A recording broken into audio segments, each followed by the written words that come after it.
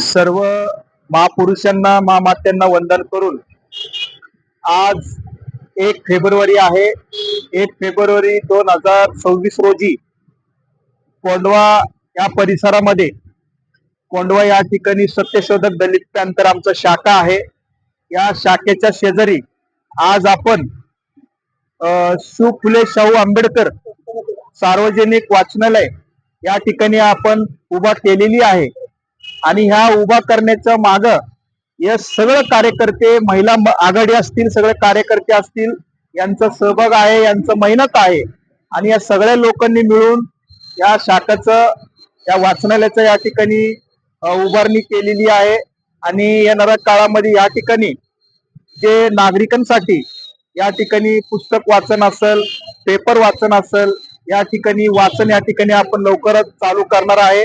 आणि या ठिकाणी चांगल्या पद्धतीने या ठिकाणी उठता बसता नागरिकांना येईल ते सगळं सोय आणि सुविधा आपण लवकरच चालू करतोय. आणि या ठिकाणी आपल्याला पाण्याचे मटका ठेवून पाणपोय ते पण आपण उन्हाळ्यामध्ये आता चालू करणार आहे. आणि आपण बघू शकता इथं खूप मोठ्या प्रमाणामध्ये इथं कचऱ्याचा या ठिकाणी साठा होता. आणि एक कचरा वगैरे सगळं काढून आपण पूर्ण भिंतीला कलर वगैरे देऊन आणि या ठिकाणी पूर्ण स्वच्छता करून आणि रात्रंदिवस आपण मेहनत घेऊन आपण कष्टाने या ठिकाणी उभा केलेले वाचनालय. आणि इथं कोणाचंही एकही रुपये कोणाचा ना घेता आपल्या स्वतःच्या मेहनतीने, स्वतःच्या स्वखर्चाने आपण ही सार्वजनिक वाचनालय उभा केलेली आहे.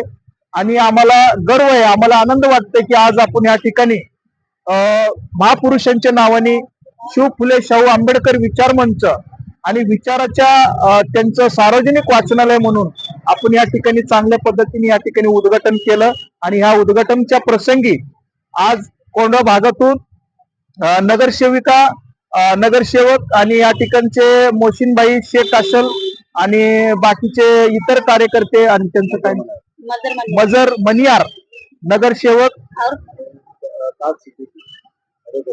ऍडव्होकेट ताज सिद्दीकी साहेब आले होते. आणि अर्चना जगतापताई या ठिकाणचे ते नगरसेविका आहेत.